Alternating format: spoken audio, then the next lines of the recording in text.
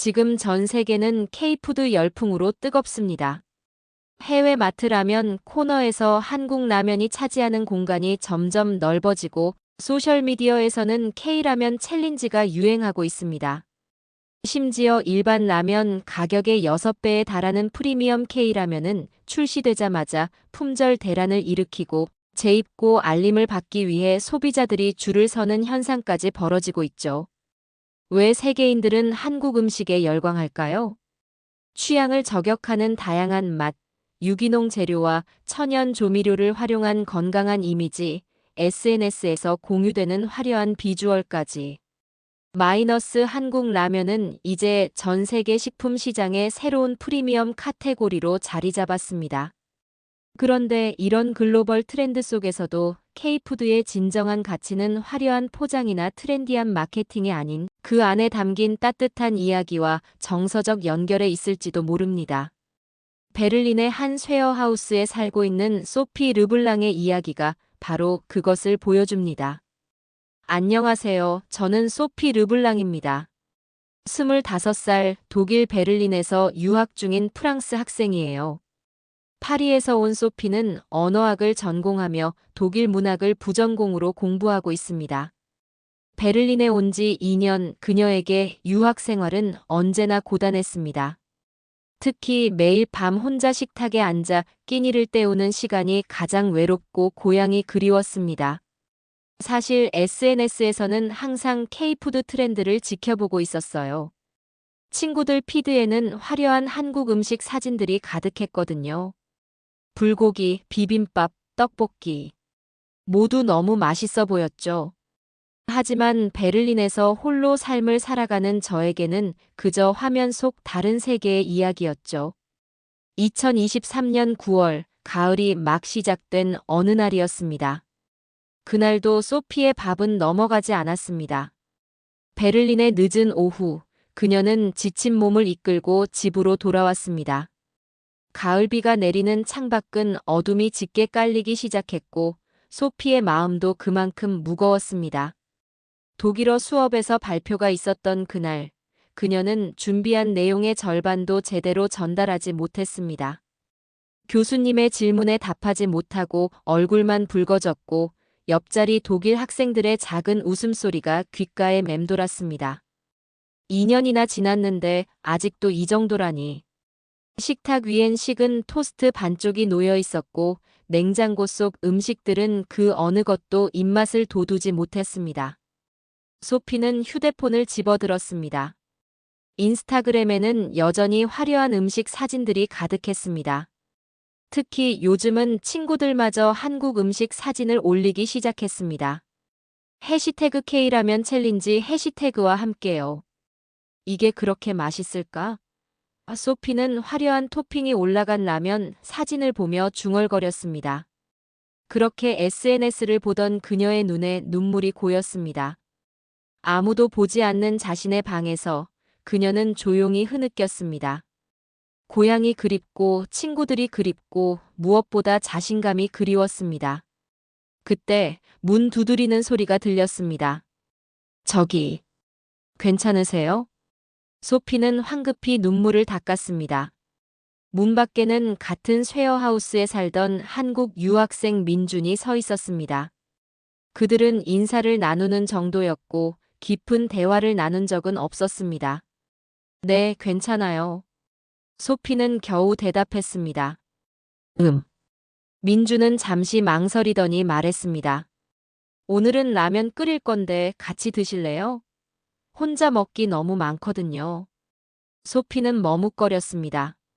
그녀의 눈에 민주는 항상 완벽해 보였습니다.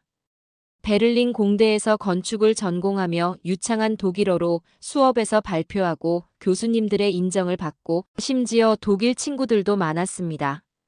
그와 대화하는 것은 자신의 부족함을 더 드러내는 일처럼 느껴졌습니다. 하지만 그의 제안이 묘하게 따뜻하게 느껴졌습니다. 그리고 방금 SNS에서 봤던 그 K-라면을 실제로 맛볼 기회였습니다. 네, 좋아요. 소피는 조심스럽게 대답했습니다. 민주는 능숙하게 냄비에 물을 붓고 불을 켰습니다. 그의 손놀림은 마치 오랜 시간 같은 동작을 반복해온 듯 익숙했습니다. 봉지를 뜯어 면과 스프를 넣고 주머니에서 꺼낸 대파를 송송 썰어 넣었습니다.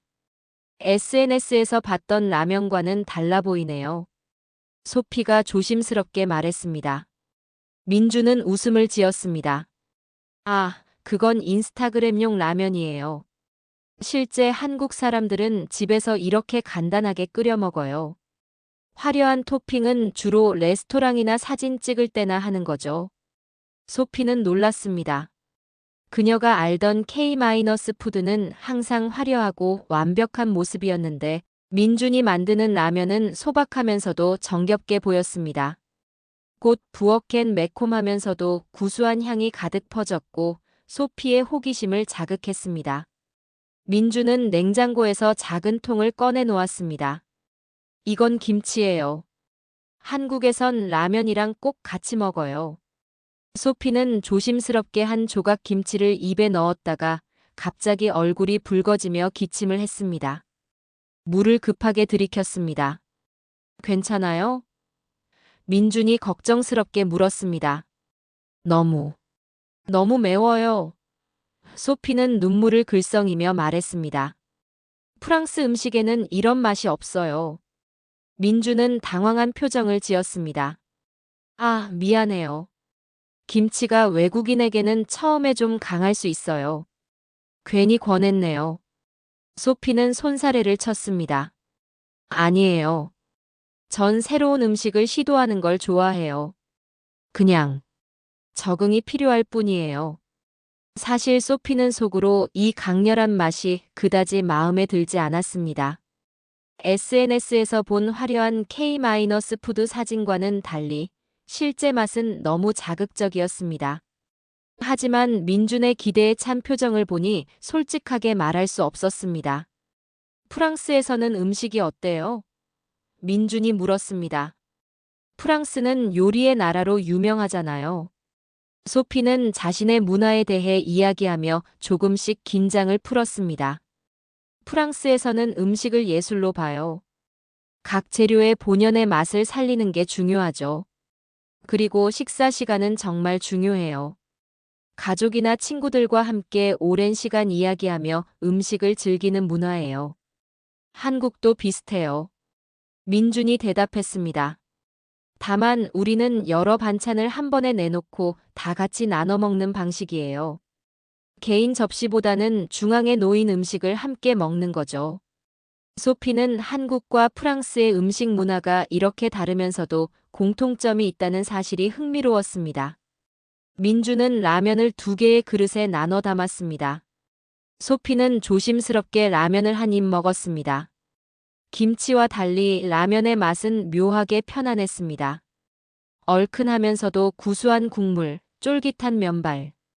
기대했던 것보다 훨씬 복합적인 맛이었습니다. 이건 정말 맛있네요. 소피는 진심으로 말했습니다. 민주는 웃었습니다. 다행이네요.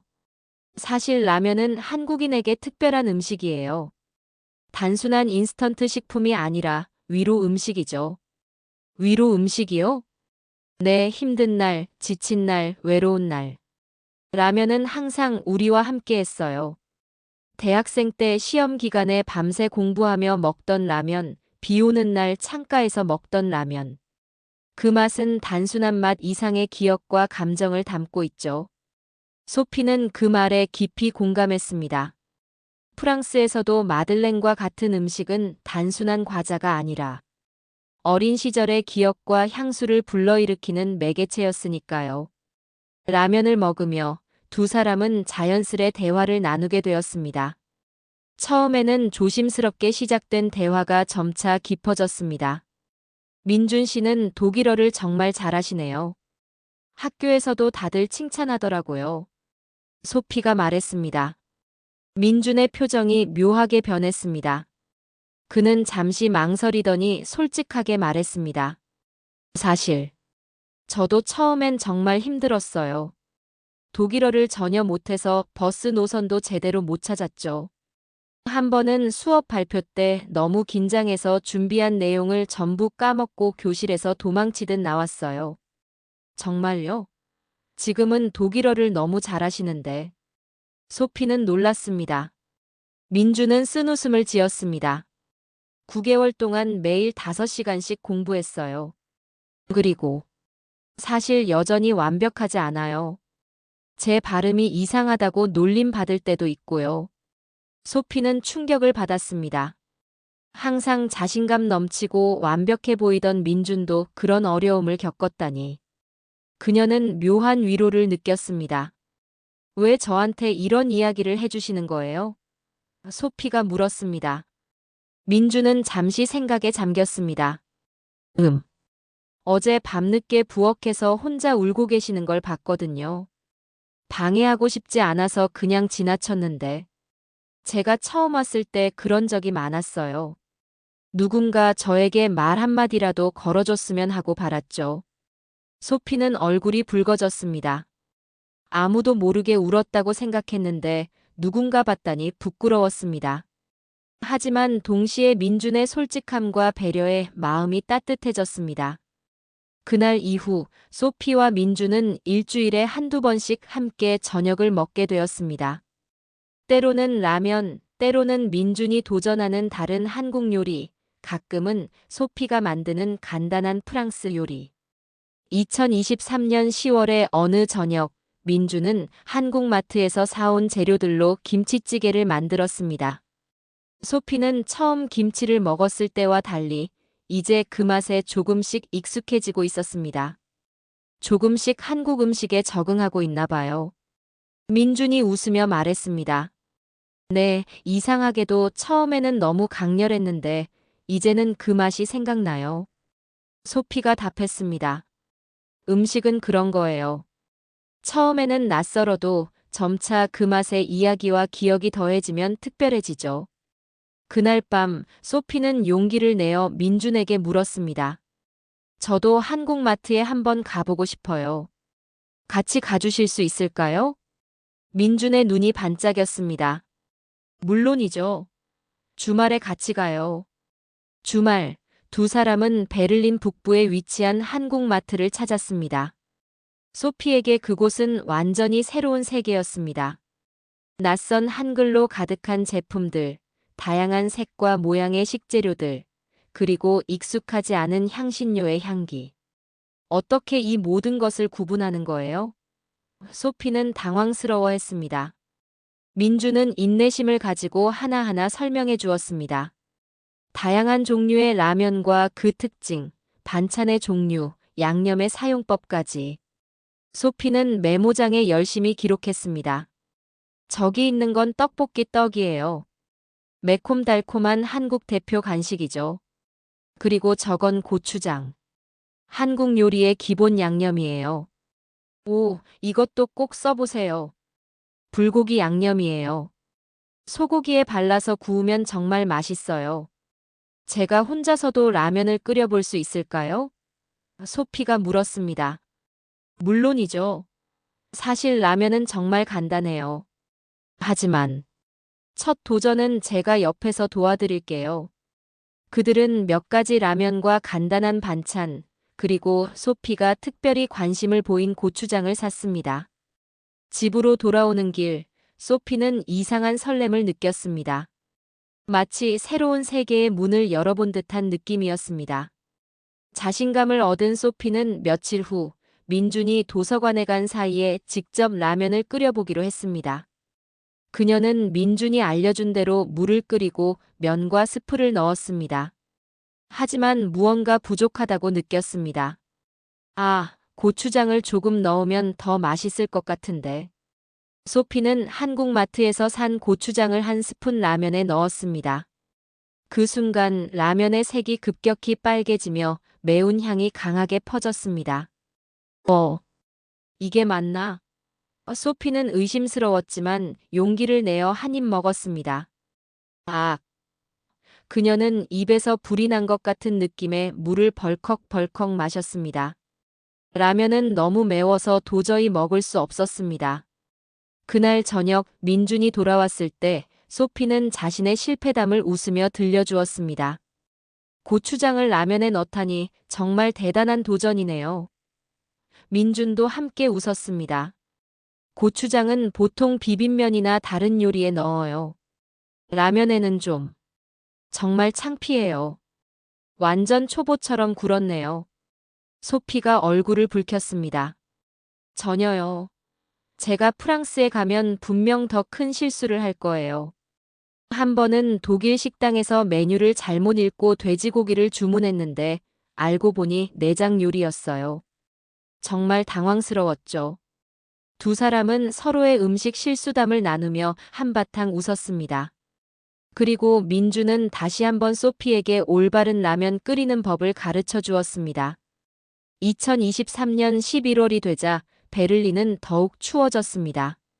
매주 목요일 저녁은 소피와 민준의 문화 교류의 밤이 되었습니다. 민준은 한국 영화를 보여주고 소피는 프랑스 음악을 소개했습니다. 그들은 서로의 언어도 조금씩 가르쳐 주었습니다. 안녕하세요는 프랑스어로 번주예요.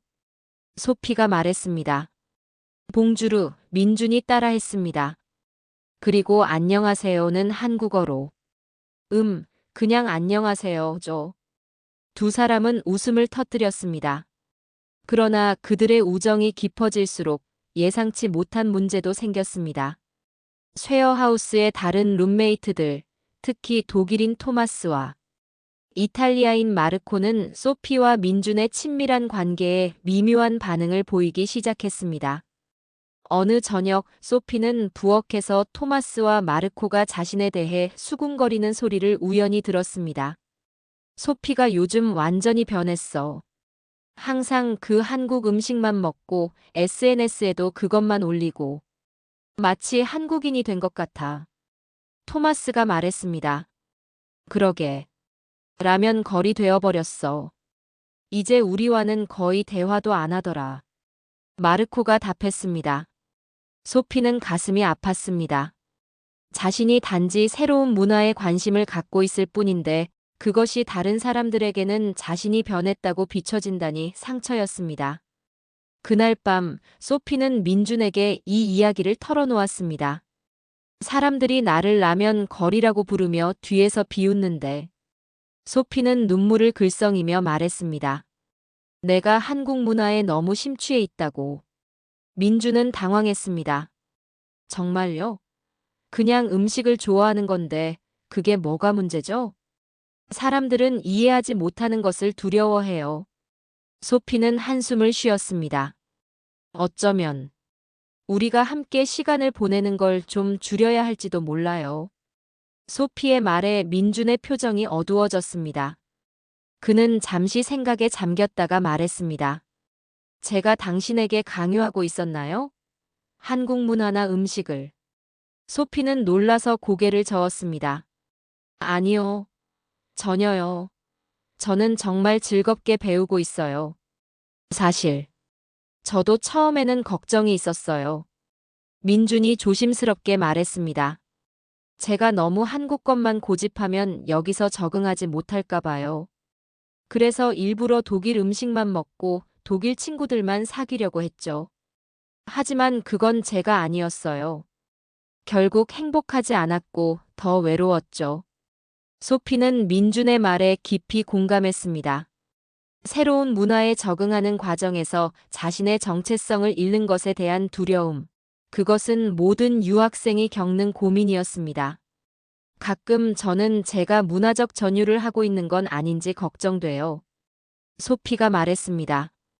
제가 프랑스인인데 한국 음식을 만들고 즐기는 게 마치 다른 문화의 표면만 가져다 쓰는 것처럼 느껴질 때가 있어요. 민주는 고개를 끄덕였습니다. 그 고민 이해해요. 하지만 제 생각에는 문화적 전유와 문화적 교류는 다른 거예요. 전유는 한 문화를 단순히 트렌드나 상품으로만 보는 거죠. 하지만 소피는 정말 진심으로 이해하려고 노력하고 그 맥락과 역사까지 배우려고 하잖아요. 그건 존중이에요. 소피는 그의 말에 위로를 받았지만 여전히 고민이 남아 있었습니다. 그럼 어떻게 해야 할까요? 룸메이트들의 눈에는 제가 그냥 트렌드를 따라가는 사람처럼 보이는 것 같아요. 민주는 잠시 고민하더니 제안했습니다. 그냥 그들도 한번 초대해보는 건 어때요? 한국 음식 파티를 열어서요. 소피는 망설였지만 결국 동의했습니다. 그들은 주말에 쉐어하우스 전체를 위한 국제 음식 파티를 계획했습니다. 민주는 한국 요리를, 소피는 프랑스 디저트를 준비하기로 했습니다. 파티 당일 소피는 긴장했습니다. 토마스와 마르코가 정말 올지, 분위기는 어떨지 걱정되었습니다. 하지만 첫 번째 초대 손님으로 마르코가 와인 한 병을 들고 등장했을 때 그녀의 걱정은 조금 줄어들었습니다. 와, 정말 맛있는 냄새네. 마르코가 부엌을 들여다보며 말했습니다. 민주는 김치전과 잡채, 불고기, 그리고 물론 여러 종류의 라면을 준비했습니다. 소피는 크렘 브릴레와 마들렌을 만들었습니다.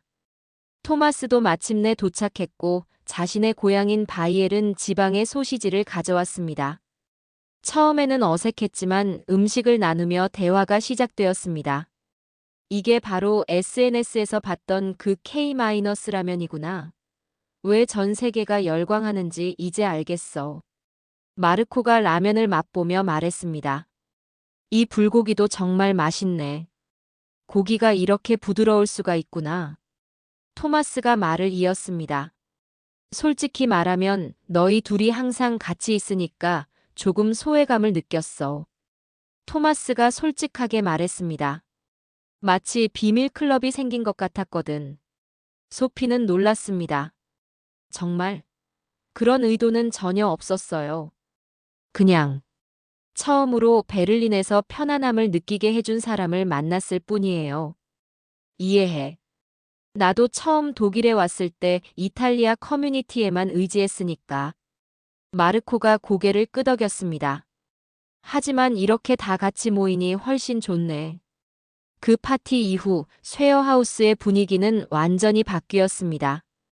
이제 모두가 돌아가며 자국의 음식을 소개하는 인터내셔널 디너가 정기적인 행사가 되었고 소피와 민준의 우정도 자연스럽게 받아들여졌습니다. 2023년 12월이 되자 크리스마스 분위기가 베를린을 감쌌습니다. 소피는 처음으로 고향인 파리로 돌아가지 않고 베를린에서 겨울 방학을 보내기로 했습니다. 한편으로는 가족이 그리웠지만 다른 한편으로는 새롭게 찾은 베를린에서의 삶이 너무 소중했습니다. 프랑스 가족들은 어떻게 생각해요? 크리스마스에 안 간다고 하니까. 민준이 어느 날 물었습니다. 소피는 한숨을 쉬었습니다. 엄마는 이해 못하셨어요. 내가 한국 음식에 빠져서 가족도 잊어버린 것 같다고 하시더라고요. 가족들에게 미안한 마음이 들어요? 조금요. 하지만 동시에 여기서 처음으로 제 자신을 찾은 것 같아요. 소피는 잠시 생각에 잠겼습니다. 가끔은 이게 정말 나인지 혼란스러울 때도 있어요. 프랑스인으로서 한국 문화에 이렇게 빠져도 괜찮은 걸까? 내가 문화적으로 뭔가를 도용하고 있는 건 아닐까? 민주는 진지하게 고개를 끄덕였습니다. 그 고민 이해해요. 저도 처음에는 독일인처럼 행동하려고 노력했거든요. 하지만 결국 깨달았어요. 문화는 벽이 아니라 다리라는 걸요. 소피가 한국 문화를 좋아한다고 해서 프랑스 정체성을 잃는 게 아니에요. 오히려 두 문화 사이에서 더 풍요로운 자신을 만들어가는 거죠. 소피는 민준의 말에 깊은 위로를 받았습니다. 그녀는 프랑스인으로서의 자신과 한국 문화를 사랑하는 자신, 그 두 가지가 충돌하는 것이 아니라 조화롭게 공존할 수 있다는 것을 조금씩 받아들이고 있었습니다. 소피는 이 생각을 부모님과 나누기 위해 화상통화를 했습니다. 처음에는 어머니의 표정이 완고했지만 소피가 자신의 요리, 경험과 새로운 친구들에 대해 열정적으로 이야기하는 것을 들으며 조금씩 마음이 열렸습니다. 내가 행복해 보이는구나. 어머니가 마침내 말했습니다. 그 한국 음식. 다음에 집에 오면 우리에게도 만들어줄 수 있겠니? 소피는 안도의 미소를 지었습니다. 물론이죠, 엄마. 분명 좋아하실 거예요. 크리스마스 이브, 소피는 쉐어하우스 친구들과 함께 작은 파티를 열었습니다. 프랑스식 크리스마스 요리와 한국의 김치전이 같은 테이블에 놓였고 독일 전통 과자와 이탈리아 티라미수가 디저트로 제공되었습니다. 서로 다른 문화가 하나로 어우러진 순간이었습니다. 2024년 1월 새해가 시작되고 소피의 삶은 안정을 찾아가는 듯 했습니다. 독일어 실력도 향상되었고 수업에서도 더 자신감 있게 발표할 수 있게 되었습니다.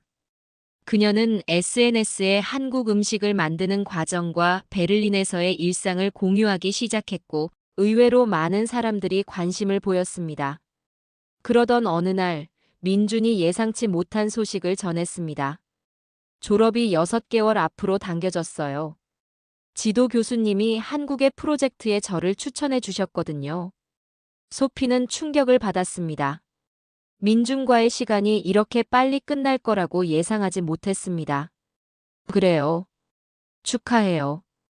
그녀는 억지로 미소 지었습니다. 더 놀라운 소식이 있어요. 민준이 계속했습니다. 그 프로젝트가 한국 라면 회사의 유럽 마케팅 프로젝트예요. K-푸드의 진정한 가치를 유럽에 알리는 일이죠. 소피는 눈을 크게 떴습니다. 정말요? 그럼 민준 씨가 그 K-라면 열풍의 일부가 되는 거네요. 건축 전공인데 식품 회사라니 이상하죠? 민준이 웃었습니다. 사실 제가 대학원에서 문화적 공간 디자인을 전공했거든요. 음식 문화와 공간의 연결성에 관한 논문을 쓰고 있었는데 그게 라면 회사 CEO의 눈에 띈 거예요. 그들이 유럽의 진정한 한국 음식 경험을 소개하는 공간을 만들고 싶어 했거든요.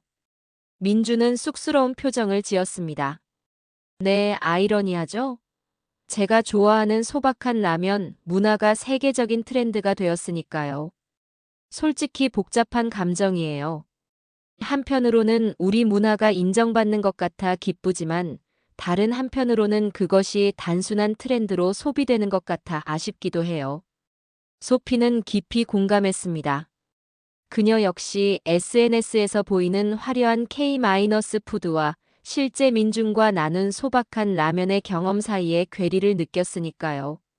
어쩌면 민준 씨가 그 가치를 제대로 전할 수 있을 거예요. 화려한 포장 너머의 진짜 의미를요. 2024년 2월부터 5월까지 졸업을 앞둔 마지막 몇 달 동안 소피와 민주는 더 많은 시간을 함께 보냈습니다. 베를린의 공원에서 즉석라면 피크닉을 하고 소피가 한국마트에서 새로운 식재료를 고르는 법을 배우고 민준이 소피에게 젓가락 사용법을 완벽하게 가르쳐 주었습니다. 소피는 이제 혼자서도 능숙하게 라면을 끓일 수 있게 되었고 김치의 매운맛도 즐길 수 있게 되었습니다. 그녀는 민준에게 프랑스 요리의 기본을 가르쳐 주었고 민준은 놀랍도록 빠르게 배웠습니다. 졸업식 전날 밤 소피는 용기를 내어 직접 라면을 끓였습니다. 그녀는 비밀리에 연습해왔던 것입니다. 민준이 가르쳐준 대로 정확히 3분간 면을 삶고 대파를 송송 썰어 넣고 마지막에는 계란을 살짝 풀어 넣었습니다. 와, 이건 정말 완벽해요. 민준은 놀라움을 감추지 못했습니다. 소피가 한국 사람보다 라면을 더 잘 끓이네요. 소피는 부끄러워하며 웃었습니다. 사실 유튜브에서 한국 라면 레시피를 계속 찾아봤어요. 민준 씨에게 놀라움을 주고 싶었거든요. 민준은 주머니에서 봉투를 꺼냈습니다. 이건 소피를 위한 선물이에요. 봉투 안에는 서울행 비행기 티켓이 들어 있었습니다. 물론 소피가 원한다면요. 한국에서 진짜 K-푸드를 경험할 기회예요. 제가 가이드가 되어 드릴게요. 소피는 감동의 말을 잇지 못했습니다.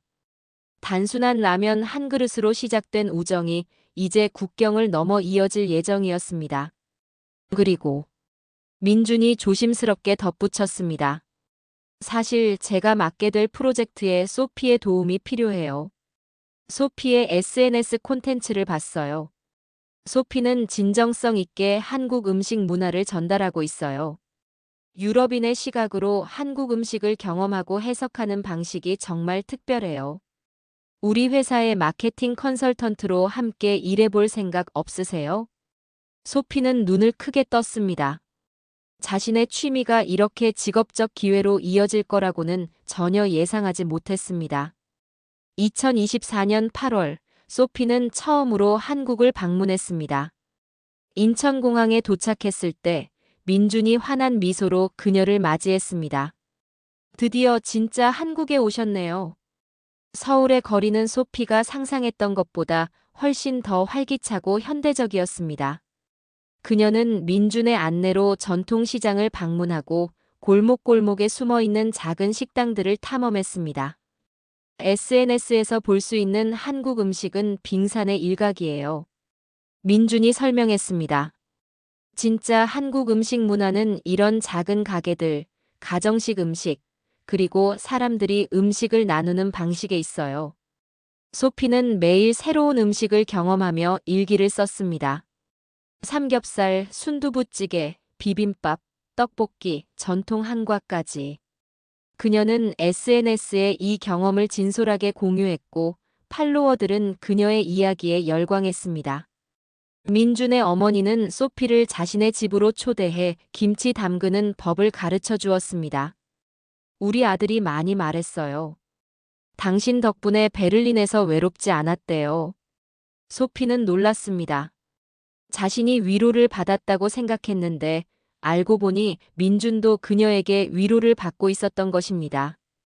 한국에서의 2주는 눈 깜짝할 사이에 지나갔습니다. 민준과 함께 라면 회사를 방문했을 때 소피는 K-푸드 열풍의 이면을 볼 수 있었습니다. 연구실에서는 끊임없이 새로운 맛과 제품을 개발하고 있었고 마케팅팀은 전 세계 트렌드를 분석하고 있었습니다. 이게 바로 글로벌 K-푸드의 심장부네요. 소피가 감탄했습니다. 네, 하지만 가장 중요한 것은 여전히 음식 자체의 진정성이에요. 민준이 답했습니다. 우리의 목표는 화려한 마케팅뿐만 아니라 진짜 한국 음식 문화의 가치를 전하는 거예요. 돌아가는 비행기에서 소피는 자신의 일기에 이렇게 썼습니다. 한 그릇의 라면이 내 인생을 바꿨다. 처음에는 너무 매워서 거부감이 들었지만 이제는 그 맛이 그립다. 음식은 단순한 영양분이 아니다. 그것은 문화이고 이야기이며 무엇보다 사람과 사람을 연결하는 다리이다. 베를린의 차가운 저녁, 우연히 나눈 한 그릇의 라면이 내게 가르쳐 준 것은 맛있는 음식이 배를 채우지만 함께 나누는 음식은 마음까지 채운다는 사실이다. 베를린으로 돌아온 소피는 이제 완전히 다른 사람이 되어 있었습니다. 독일어는 여전히 완벽하지 않았고 유학 생활의 어려움도 남아 있었지만 그녀는 이제 자신이 혼자가 아니라는 것을 알았습니다. 그리고 무엇보다 그녀는 이제 자신만의 방식으로 타국 생활에 적응하는 법을 배웠습니다. 파리에 있는 부모님은 이제 딸의 변화를 인정하고 지지했습니다. 소피가 한국에서 가져온 김치와 고추장으로 만든 요리를 맛본 후 그들은 딸의 새로운 열정을 더 이해하게 되었습니다. 내가 찾은 길이 내게 행복을 주는 것 같구나. 아버지가 말했습니다. 그게 가장 중요한 거야. 소피는 라면 회사의 제안을 받아들여 파트타임으로 유럽 마케팅 컨설턴트 일을 시작했습니다. 그녀의 역할은 단순히 제품을 홍보하는 것이 아니라 한국 음식 문화의 진정한 가치를 유럽인들에게 전달하는 것이었습니다. 그녀는 베를린 대학에서 음식과 문화 교류라는 주제로 소규모 워크숍을 열기 시작했습니다. 다양한 나라에서 온 유학생들이 모여 자국의 음식 문화를 나누고 서로의 이야기를 들었습니다. 음식은 단순한 영양소가 아니에요. 그것은 우리의 정체성, 역사, 그리고 감정이 담긴 문화적 표현이죠. 소피는 워크숍에서 이렇게 설명했습니다. 한편 민주는 서울에서 유럽 시장을 담당하며 정기적으로 베를린을 방문했습니다. 그들은 함께 진정한 K-푸드 경험 팝업 이벤트를 기획했고 이는 큰 성공을 거두었습니다. 우리가 처음 라면을 나눠 먹었던 그날을 기억하세요? 어느 날 민준이 물었습니다. 그때는 이런 일이 생길 줄 몰랐죠. 소피는 미소를 지었습니다. 음식이 이렇게 인생을 바꿀 수 있다니 정말 놀라워요. 2025년 1월, 소피는 언어학 석사 과정을 마쳤습니다. 그녀는 이제 중요한 결정을 앞두고 있었습니다. 파리로 돌아갈 것인가, 베를린에 남을 것인가, 아니면 서울로 갈 것인가. 어떤 결정을 내리든 그건 소피의 선택이에요. 어디에 있든 소피는 소피예요. 민준이 영상통화에서 말했습니다. 소피는 깊이 고민했습니다. 그녀는 이제 어느 한 곳에 완전히 소속되지 않는다는 것을 알았습니다. 그녀는 프랑스인이었지만 베를린의 일부가 되었고 한국 문화의 영향도 받았습니다. 그리고 그것이 바로 그녀의 독특한 정체성이었습니다. 결국 소피는 새 도시를 오가며 일하기로 결정했습니다. 라면 회사의 문화대사로서 그녀는 유럽과 아시아를 연결하는 다리 역할을 하게 되었습니다. 제 집은 이제 한 곳이 아니에요. 제 정체성처럼 제 삶도 여러 문화와 장소에 걸쳐 있어요. 소피는 자신의 SNS 채널에 이렇게 썼습니다. 그녀의 새로운 시리즈 경계를 넘는 맛 음식으로 연결된 세계는 전 세계 사람들의 공감을 얻었습니다. 그것은 단순한 음식 블로그가 아니라 문화적 이해와 정체성에 관한 깊은 성찰이었습니다. 오늘도 소피는 베를린의 자신의 아파트에서 냄비에 물을 올립니다. 한국에서 가져온 특별한 라면과 민준 어머니가 직접 담가주신 김치를 꺼내며 그녀는 다음 SNS 콘텐츠의 제목을 생각합니다. K-푸드는 트렌드가 아니라 여정이다. 베를린에서 서울까지 한 그릇의 라면이 가르쳐준 것들. 물이 보글보글 끓기 시작하고 익숙한 향기가 부엌에 퍼집니다. 그 순간 그녀의 휴대폰이 울립니다. 민준의 메시지였습니다. 다음 달에 파리 출장이에요. 이번엔 제가 프랑스 음식을 배울 차례네요. 준비되셨나요, 선생님? 소피는 미소를 지으며 대답합니다. 물론이죠. 프랑스식 치즈 퐁듀에 김치를 곁들이면 어떨까요? 새로운 퓨전 요리의 시작이 될 수도 있겠네요. 음식을 통해 시작된 그들의 여정은 이제 더 넓은 세계로 이어지고 있었습니다. 전 세계가 열광하는 K-푸드의 진정한 가치는 화려한 포장이나 SNS의 인기가 아닌 사람과 사람, 문화와 문화를 연결하는 그 따뜻한 힘에 있었습니다. 소피와 민준의 이야기는 그 작은 증거였습니다. 하나의 라면 그릇이 세계를 연결할 수 있다는 것을 그들은 몸소 보여주고 있었습니다. 소피가 처음 김치를 맛보고 눈물을 글썽였던 그날부터 민준과 함께 라면 국물에 밥을 말아 먹으며 미소 지었던 순간까지 한 그릇의 라면이 만들어낸 작은 기적이었습니다. 낯선 도시에서 우리는 종종 예상치 못한 곳에서 위로를 발견하곤 합니다. 때로는 매콤한 국물 한 모금, 따뜻한 미소 한 번이 우리의 삶을 변화시키는 시작점이 되기도 하죠. 여러분의 일상에도 특별한 음식과 함께한 잊지 못할 순간이 있다면 댓글로 나눠주세요. 우리는 서로 다른 문화와 배경을 가졌지만 음식을 통해 하나로 연결될 수 있으니까요. 다음 이야기로 찾아뵐 때까지 여러분의 식탁 위에도 따뜻한 기억이 함께하길 바랍니다. 구독과 좋아요도 잊지 마세요. 감사합니다.